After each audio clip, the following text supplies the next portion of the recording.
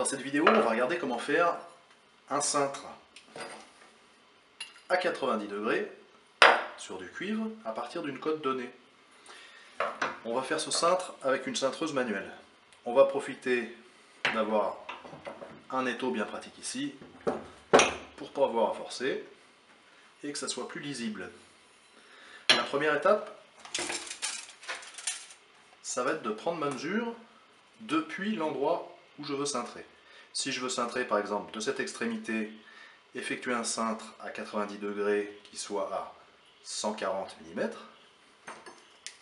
bien évidemment je repère. Ensuite, j'identifie le côté où est ma cote, de manière à ne pas me tromper de sens quand je mettrai dans la cintreuse. Le côté où il y a la cote va aller côté main gauche.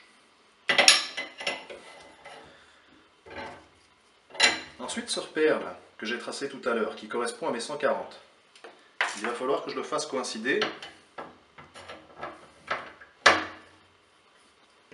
avec la petite flèche droite de la cintreuse. On a deux flèches.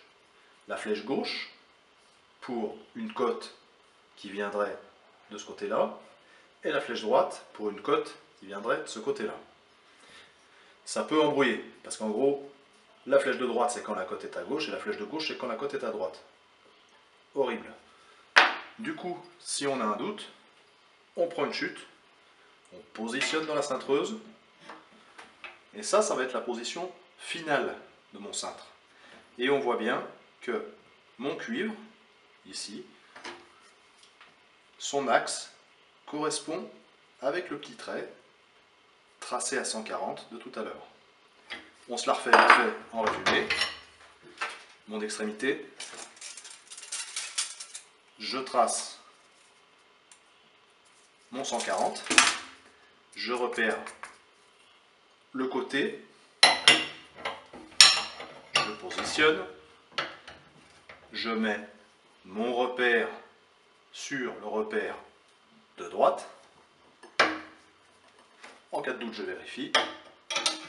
Je suis bon. Je fais mon cintre au début à l'œil. Et après, j'ai des repères là.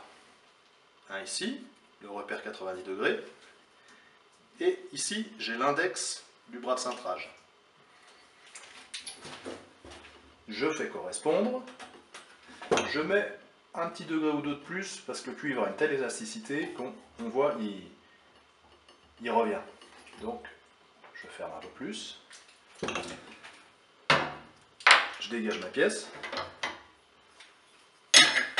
que j'ai bien cochonnée. Et là,